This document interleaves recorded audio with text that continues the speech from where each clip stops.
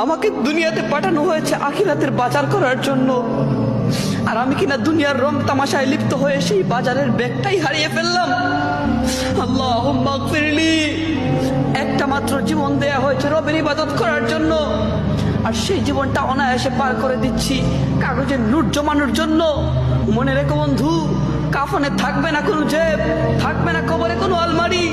আশ্চর্যের কথা তো এইটা, কবরের কোনো ফেরেশতা ঘুষও খায় না।